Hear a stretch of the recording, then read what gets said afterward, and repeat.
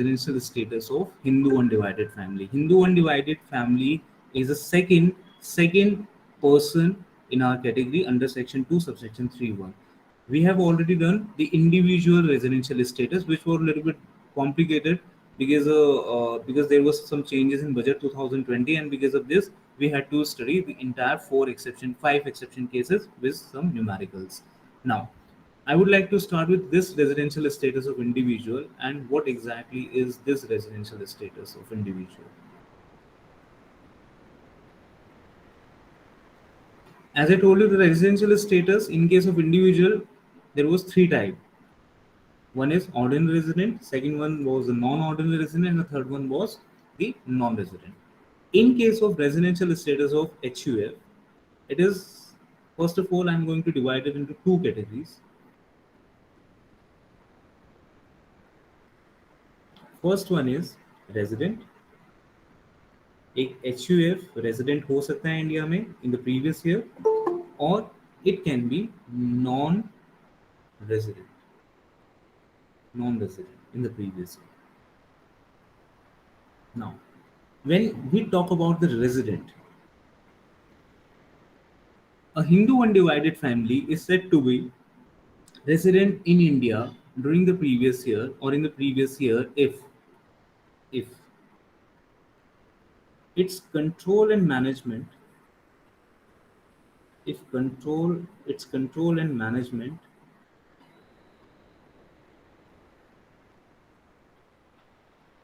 is in India, right? So I hope this idea is clear, class. What does it say? It says if it's control and management, it's control. यानी HUF का control and management. I'll explain what exactly is this control and management. यानी आपको समझना है कि कोई भी HUF resident कब होगा जब इंडिया में उनका control and management, which is also known as COM, control and management is in India. अब इसके भी दो पार्ट्स हो सकते हैं कंट्रोल एंड मैनेजमेंट के. पूरी तरह से control and management it could be in India, whole in India, और it could be partly in India. Yes or no, class? Yes or Yes, no? sir. Yes, sir. Yes, sir. So in both cases, whether this control and management is in India fully or partly, उसे resident कहा जाएगा. So what does it mean by non-resident? Non-resident क्या होगा फिर? तो जिसका control Control and management is outside India. Fully outside India, right? Fully outside India. If it's control and management, control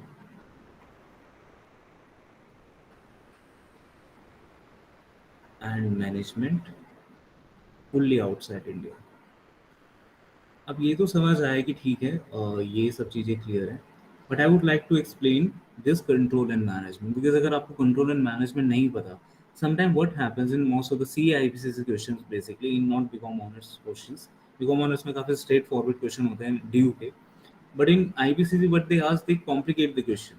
They just change the language of the question in such a way that control and management, you people first of all have to decide whether the control and management is in India or not. समझ आ रहा है आपको मैं क्या बताना चाह रहा हूँ?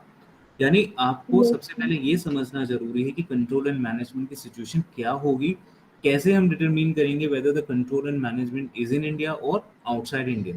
ठीक है, तो for this the control and management is explained. Control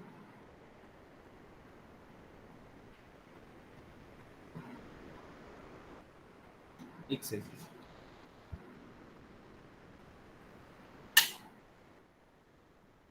This control and management. So as per it, control and management, I'm going to read this definition of the control and management. Control and management refers to the decisions taken regarding affairs of the HUF. यानी control and management का मतलब कि HUF के decisions, right, जो लिए जाते हैं. The control and management lies at the place where decisions regarding the affair of the HUs are taken place. Control and management is a place, lies in a place, sorry. It lies in a place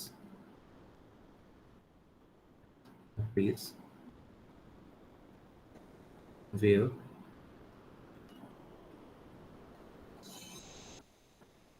its decisions, its matlab HUF decision, where HUF decisions are taken place. Now, for example, there is an HUF. एक हम example की बात कर लेते हैं. एक HUF है Hindu undivided family. उसके काफी सारे डिसीजंस कि दो प्लेसेस हैं अलग अलग. There is one place which is India, and one place is, for example, Bangladesh. These are the two places.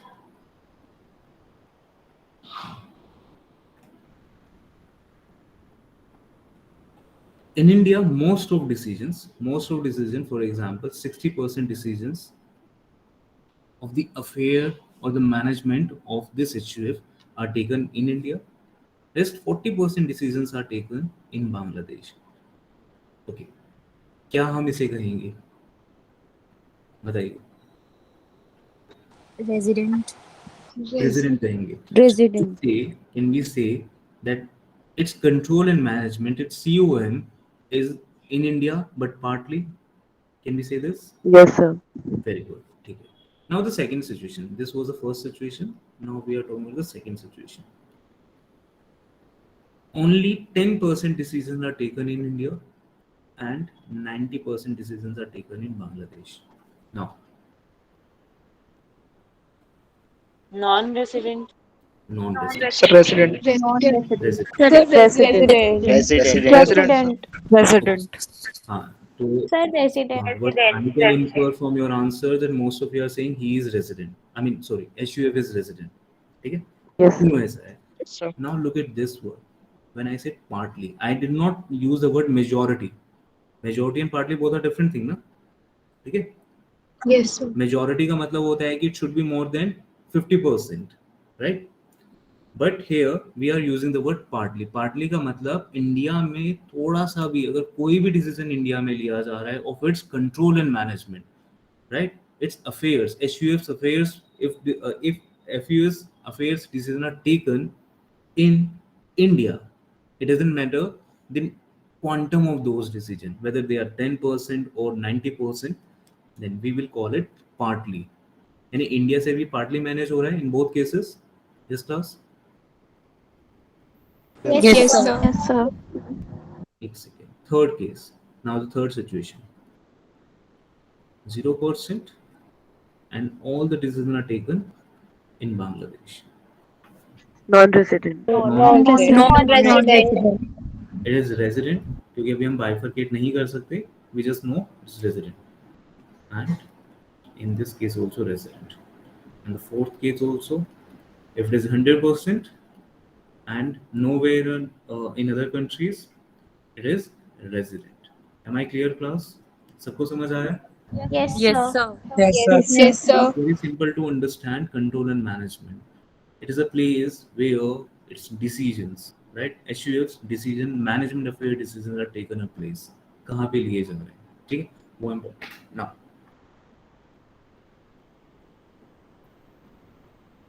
once we decide the residence, now we need to understand what type of residency.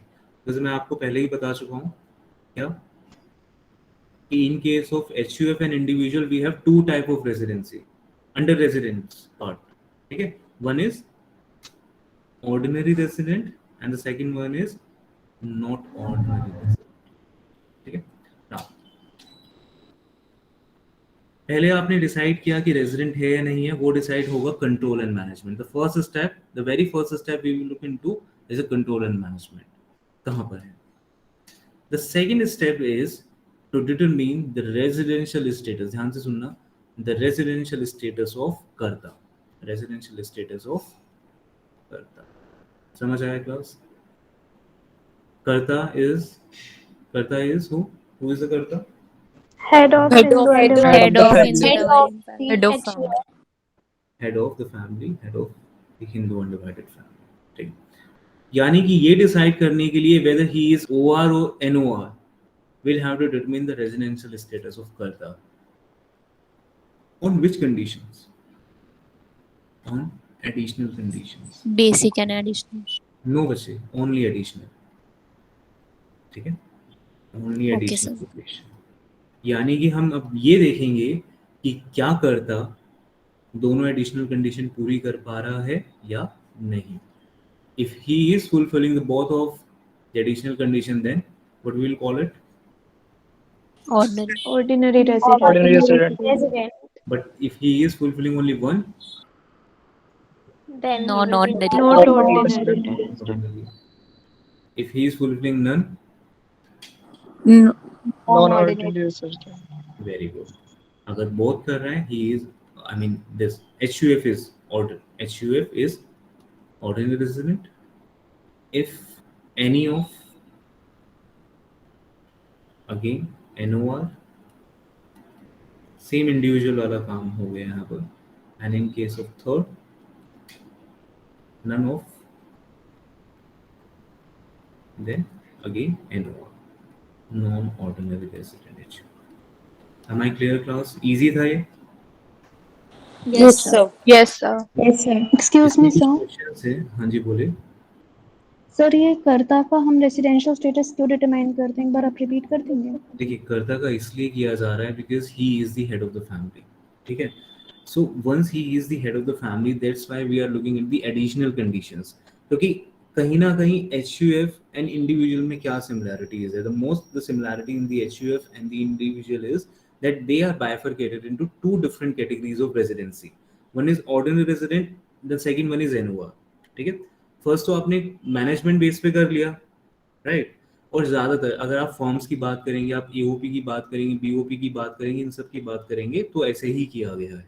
ठीक है, now but यहाँ पर कुछ tax efficiency provide की गई है to HUF and individual. I let you know कि कैसे टैक्स एफिशिएंसी प्रोवाइड की गई है. ठीक है, ये प्रोवाइड की गई कि आप ऑर्डिनरी भी हो सकते हैं, आप नॉन ऑर्डिनरी रेजिडेंट भी हो सकते हैं. ठीक है, तो अगर आपको ऑर्डिनरी होना है तो ऑब्वियसली यहाँ पर the person, the head is responsible, is the management of the control and management of this HUF. तो इसलिए उसका एडिशनल, उसकी उसकी एडिशनल कंडीशन देखी जाती है. ठीक है बच्चे, राइट? Yes sir. हाँ, देखिए मैं आपको कुछ टैक्स एफिशिएंसी भी समझाऊंगा, although they are not the part of our tax syllabus, but मैं आपको ये बताऊंगा कि क्यों दो केसेस में, in case of individual and in case of HUF, these three type of resident status are provided. Three type समझ आया ना? OR, NOR and NR. Yes class? Yes, sir. बाकी केसेस में क्यों प्रोवाइड नहीं कराया गया, मैं उसकी आपको उसका आपको रीजन बताऊंगा कि क्या रीजन है. ठीक है, लेकिन वो तभी आप कर पाएंगे जब हम सेक्शन 5 पूरा देखेंगे. सेक्शन 5 पूरा देखने के बाद ही आपको समझ आएगा कि क्यों हमारे पास OR और NOR है, क्यों हमारे पास बाकी केसेस में NOR नहीं है. बाकी केसेस में सिर्फ OR है एंड और नॉन रेजिडेंट है. यस और नो? Yes sir. ठीक है, तो आई होप आपको ये सारी चीजें क्लियर हो रही हैं. सबको क्लियर है वाला पॉइंट, HUF का residential status? Yes sir. Yes, sir. Yes sir. ठीक है, सर जी बोलो.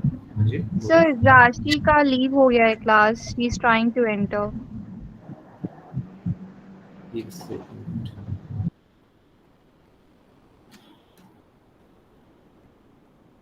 ना आगे हम बात करते हैं रेजिडेंशियल स्टेटस.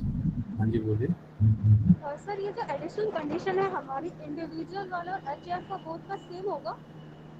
बच्चे हाँ, मैंने इंडिविजुअल की ही बताई ना, करता है is an individual, right? Yes sir. हाँ, तो इंडिविजुअल की एडिशनल कंडीशन होंगी. The condition was 730 days in 7 preceding previous year and 2 out of 10 preceding previous year he must be resident, right? ठीक है. Yes sir. Good. Now, अब हम आगे बात कर लेते हैं. तो shall I remove it? हटा दूं? Yes sir. ठीक है. नाउ अब हम बात करते हैं residential status of others.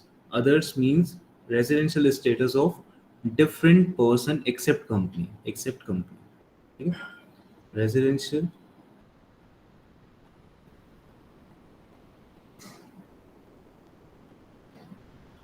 Sir हाँ जी बोलिए. सर राशि का नो वन रिस्पॉन्डेड आ रहा है। जी मैंने तो आपके सामने उन्हें एंटर करा है ना?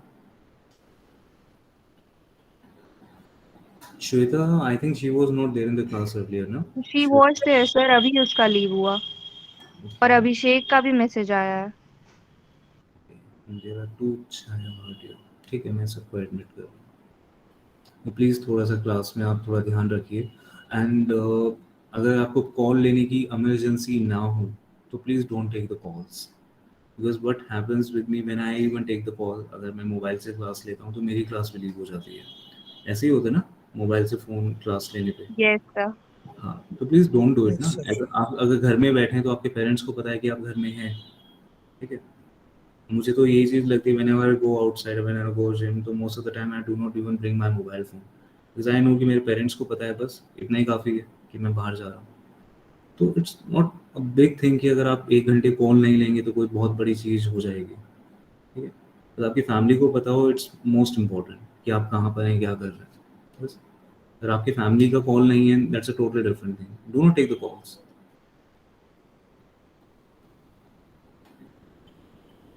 Residential status of others. Others means, when I say others, it means firm, AOP, BOI, artificial judiciary person, इसके अलावा local authorities as well। और कुछ रहता है? The company. Partnership Company, yes, except company। हाँ जी बोलिए। पार्टनरशिप का हाँ बच्चे, मैंने फॉर्म लिख दिया ना, ठीक है? तो residential status of others, it mean except company। So it's very simple to understand the residential status of others। There are only two residential status, two type of residential status, which are, जैसे मैंने बताया, Resident, non-resident. yes, whether they are the resident in the previous year or non-resident in the previous year। Resident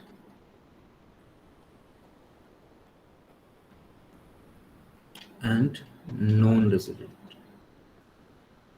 it means हम बात कर रहे हैं form क्या resident होगी प्रीवियस ईयर में या नहीं, हम बात कर रहे हैं एओपी की, हम बात कर रहे हैं बीओआई की, हम बात कर रहे हैं एजीपी की, हम बात कर रहे हैं लोकल अथॉरिटी की, कि क्या वो पिछले साल इंडिया में रेजिडेंट थे या नहीं थे। दो ही इसके आंसर हो सकते हैं कि या तो रेजिडेंट थे या वो रेजिडेंट नहीं थे, ठीक है? कब माना जाएगा कि whether they were the resident और not? Simple, control and management, it's very simple. Control and management of what? Control and management of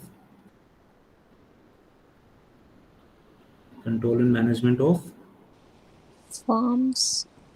right, control and management of firm, AOP, BOI, AGP, local authorities was in India, was in India, in which year?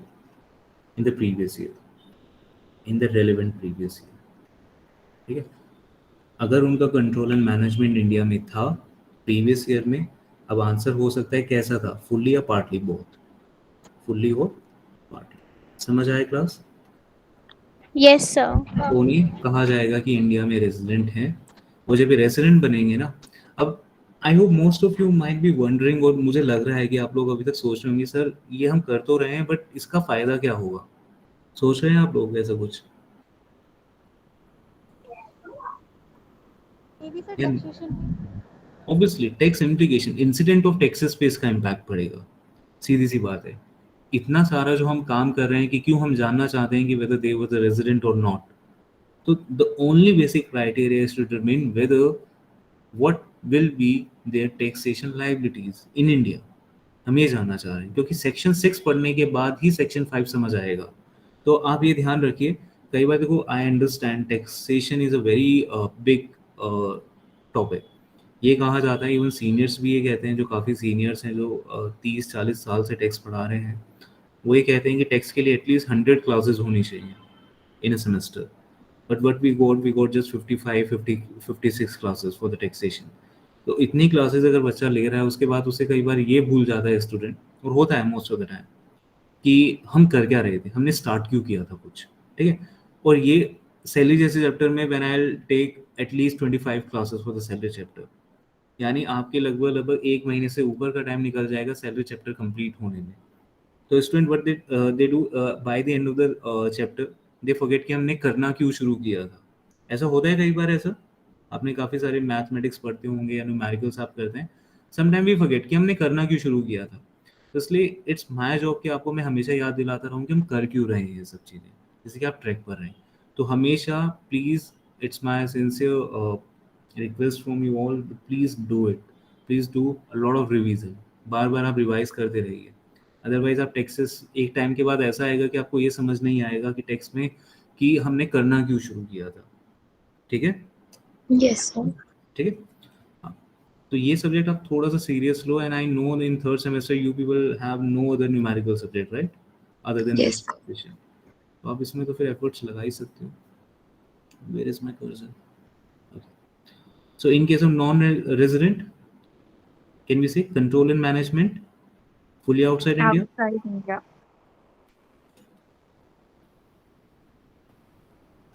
Clear है ये? Yes, sir. And I need not to explain the control and management again. It's the same definition we have already seen. ठीक है? Yes, sir. Yes, sir. There's only So, one.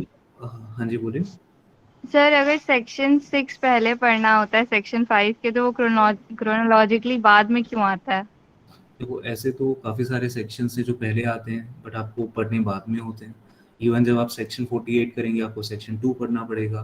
देखिए क्या है, किसी भी revenue act में या किसी भी एक्ट के अंदर सेक्शंस हमेशा रेफरेंस के लिए यूज़ किए जाते हैं, ठीक है। बट काफ़ी ऐसे सेक्शंस होते हैं कि आप उनको अगर आप किसी क्रोनोलॉजी में अगर आप या किसी सीक्वेंस में पढ़ेंगे तो उसका सेंस उतना नहीं बन पाएगा, ठीक है। तो इसलिए पढ़ाने का तरीका तो ये है, बट अगर आप बेयर एक्ट देखेंगे तो उसमें सेक्शन 5 पहले ही दिया होगा, सेक्शन 6 बाद में दिया होगा, ठीक है। तो पढ़ाने के Yes. पॉइंट ऑफ व्यू से अगर मैं आपको पहले बता दूं कि रेजिडेंट, ये मैं बता सकता हूँ, it's not a big issue, मैं आपको पहले बता देता सेक्शन 5 की रेजिडेंट के केस में ये होता है, नॉन रेजिडेंट के केस में होता है। बट जो जितनी अंडरस्टैंडिंग हम यहाँ से गेन कर पाएंगे और उसके बाद सेक्शन 5 पढ़ेंगे, आप उसमें कुछ, because I know the differences कि जब हम सेक्शन 5 पहले पढ़ते हैं, 6 पढ़ते हैं, तो किस तरह से हम चीज़ों को देखते हैं। And when we look at the section 6 first, then we look at the section 5 again, तो उस केस में किस तरह से चीज़ें समझ आती हैं। तो ये अलग अलग तरीका सबका हो सकता है कराने का। In some of the classes in और some of the faculties they might be starting with the section 5 first, but मेरा तरीका नॉर्मली ये होता है कि मैं सेक्शन 5 बाद में कराता हूँ, ठीक है। ये बच्चे, यस सर। हाँ। तो नॉन रेजिडेंट का केस भी समझ आ गया। यू माइट बी वंडरिंग कि सर हमें सबका समझ आया, फॉर्म का भी समझ आया, एओपी का भी, बीओआई का भी, एजेपी का भी, लोकल अथॉरिटी का। Why did I mention the except company? Because in case of the company, we do not use the word control and management. पहले क्या होता था, before 2016-17 when I was in MCOM final year, तो उस वक्त क्या था, एक अलग कॉन्सेप्ट यूज किया जाता था कंपनी के केस में। कंपनी के केस में भी word same control and management he use किया जाता था इन केस ऑफ फॉरेन कंपनीज, ठीक है। अब हुआ क्या, 2016-17 onward, the government has made some changes and the government has deleted the word control and management. Otherwise मैं आपको ना सारे एक साथ पढ़ा देता, ठीक है। लेकिन now we do the company's residential status in a different way. We do not use the word control and management. We use the word poem. ये पोएम वो वाली पोएम नहीं है, इसका मतलब है प्लेस ऑफ इफेक्टिव मैनेजमेंट। बहुत सारा टैक्स इवेजन हो रहा था इस रूल की वजह से, that's why the government has inserted this place of effective management. Excuse me, sir. हाँ जी बोलिए। Sir, actually हमारी GE की क्लास है अभी। अच्छा, मुझे टाइम का यस पता सर। लगता। Sir, 12:35 हो गए अभी। देखो मेरे यहाँ पे टाइम दिख रहा है आपको, इट्स 12:05। Yes, sir. हाँ, कोई बात नहीं, वो मुझे टाइम ठीक करना पड़ेगा, ठीक है। तो कंपनीज के केस में बच्चे कैसे बताया जाता है रेजिडेंशियल स्टेटस बताया जाता है what was a place of effective management of foreign companies. आप बोल रहे हैं सर फॉरेन कंपनीज की क्यों बात कर रहे हैं? क्योंकि Indian companies are always resident in India, always resident in India. समझ आया? Yes, sir. Yes, sir. ये पोएम, ये कंपनीज का आपका होमवर्क है, रेजिडेंशियल स्टेटस ऑफ कंपनी. ये आप लोग करेंगे और आप ये भी बताएंगे why the government has change this from COM, why the government has change from COM to POEM. समझ आया? COM was the control of management. पहले वर्ड यूज किया जाता था कंट्रोल एंड मैनेजमेंट, अब यूज किया जाता है पॉइंट ऑफ इफेक्टिव मैनेजमेंट. ठीक है? Yes, Yes, class? sir. Yes, sir. इतना परेशान क्यों हो जाते हो whenever I give you homework? इसको परेशानी की बात नहीं है. It's very simple. अगर आप नहीं भी कर पाएंगे तो I'll explain ना. Yes? Yes, sir. Yes, sir. हाँ, बस कंपनी का ही रहता है, वो भी फॉरेन कंपनीज का रहता है. देखिए इंडियन कंपनी के बारे में आप आंख बंद करके क्या कहेंगे? Indian company always resident in India, always resident in India. But when it comes to the foreign companies तभी देखा जाता है ये पोएम क्या है. ठीक है? POEM is a place of effective management. इसकी डेफिनेशन क्यों COM से चेंज किया गया? There are number of articles, right? आप आर्टिकल्स देख सकते हैं, बुक्स के अंदर भी शायद एक्सप्लेन किया गया. I am not very sure books में किया गया है नहीं किया गया, ये आपका काम है. ठीक है? तो नेक्स्ट वाली क्लास में I am going to start with section 5. ठीक है? Okay, sir. Okay fine. Yes, Okay, sir. अच्छा, what is the time? I mean Sir, it's 12:37. 37. Attendance फिर हम नेक्स्ट क्लास में लेते हैं. ठीक है? Yes, मिलेगा. Yes, sir. Okay, sir. Thank you. Yes, sir. Thank you, sir. Thank you, sir. Thank you, sir. Thank you, sir. Thank you, Thank sir. you, sir. Thank you, sir.